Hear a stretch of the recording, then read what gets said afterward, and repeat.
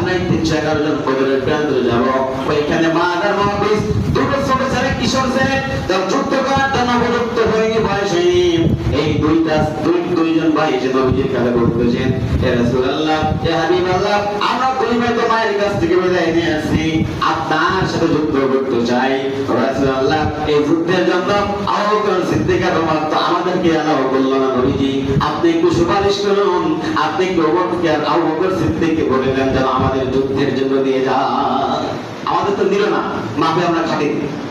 আল্লাহ রাসূল বললেন, ও বাবারা, তোমরা বাড়ি চলে যাও, তোমরা তো ছোট মানুষ, যুদ্ধ করার জন্য তোমাদের এখন অনেক বয়স আছে, তোমাদের উপযুক্ত বয়স হয় নাই। পরবর্তীতে যখন যুদ্ধের ডাক আসবে অবশ্যই তোমরা সেই যুদ্ধের জন্য স্বাধীন হবে, এখন বাড়ি চলে যাও। 13 বছর আর 11 বছর, মতান্তরে বয়স কম বেশি আছে, দুইটা ছেলে, বড়র বয়স 13, ছোটরা 11 বছর। এই যুদ্ধ করতে পারে?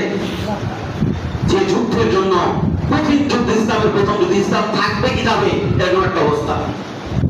আল্লাহ রাসূল বলেন, তোমরা বাড়ি চলে যাও, ছোট মানুষ না তোমরা, যুদ্ধ করতে পারবো না, শক্তি দরকার। দেখতেছো না, বড় বড় সাহাবাদেরকে সিলেক্টেড করা হয়েছে, তোমার পরবর্তীতে আরো যুদ্ধ হবে, তখন তোমরা জিতবে। মা বলতেছে, রাসূলুল্লাহ, মনে কোনো আশা নিয়ে আসছি। বড় ভাই বলতেছেন, মনে কোনো আশা নিয়ে আসছি তো নবী, আমি জেলকে হত্যা করতে চাই, আপনাকে তাকে বললেন সবচেয়ে বড় বেশি কষ্ট দিয়েছেন নবীজি। ছোট মানুষ হতে পারি, কিন্তু আমার মনের মধ্যে প্রতিজ্ঞা হলো আবু জেলকে হত্যা করা। মায়ের কাছ থেকে বিদায় নিয়ে আসছি নবী, দয়া করে একটুখানি অনুমতি দিন। আল্লাহ রাসূল বলেন, হে কিশোর, তুমি কি বলো, তোমার কি মরার ভয় লাগে না? হে তুমি কি বলো কিশোর, তোমার কি মরার ভয় লাগে না? তুমি ছোট্ট মানুষ, বাধা চলে যাও। মা বলতেছেন, রাসূলুল্লাহ, ইয়া হাবিবাল্লাহ, আপনি কি মনে করতেছেন আমি ছোট্ট মানুষ বলে আমার গায়ে কি কোনো শক্তি নাই? আল্লাহ রাসূল মুস্কি মুস্কি হাসেন। মা বলতেছেন, ইয়া রাসূলুল্লাহ, হাবিবাল্লাহ, আপনার এই 311 জন সাহাবার ভিতরে আপনার বদরের যুদ্ধের প্রধান সেনাপতি হলো আব্দুল্লাহ ইবনে মাসউদ, সবচেয়ে শক্তিশালী, সবচেয়ে যুদ্ধবাজ। এই আব্দুল্লাহ ইবনে মাসউদ হচ্ছে সবচেয়ে শক্তিশালী চাবি। আমি এখন যদি আব্দুল্লাহ ইবনে মাসউদের সাথে আমাকে যুদ্ধ লাগাই দেন, মারামারি লাগাই দেন, যদি আমি আব্দুল্লাহ ইবনে মাসউদের সাথে মারামারি করে হেরে যাই, আপনার সামনে দাঁড়াবো না, যুদ্ধের জন্য আমি যেতে যাবো না, বাড়ি চলে যাবো।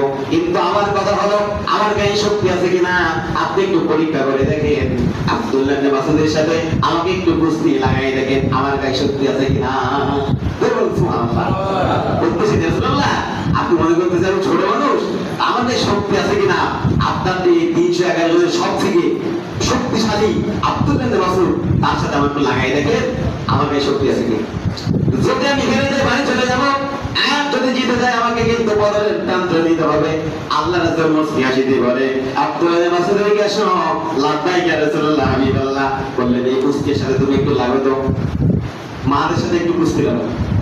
আমার ভাইরা 311 জন সাহাবা সেখানে দাঁড়িয়ে আছে, আমাদের কোন সাহাবা দাঁড়িয়ে আছে, ওইখানে কুস্তি লাগা শুরু হয়ে গেল। যখন আব্দুল্লাহ ইবনে মাসউদের কাছে কোনো ব্যাপারই না, কারণ ছোট্ট একটা ছেলে, কিন্তু কোনো ব্যাপারই হবে না, ওয়ান টাইম 1 মিনিটের ব্যাপার।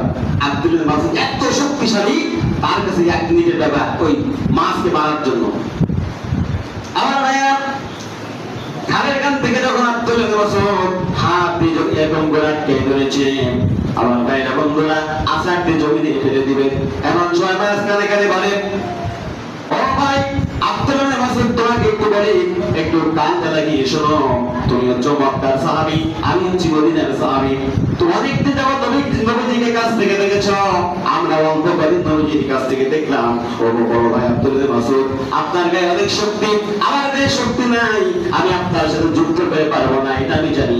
তবে আব্দুল্লাহ ইবনে মাসউদ, আপনার কাছে অনুরোধ হলো, আপনি একটু অভিনয় করে করে আমার সাথে আপনি যুদ্ধে হেরে যান। ধরে বলুন সুবহানাল্লাহ।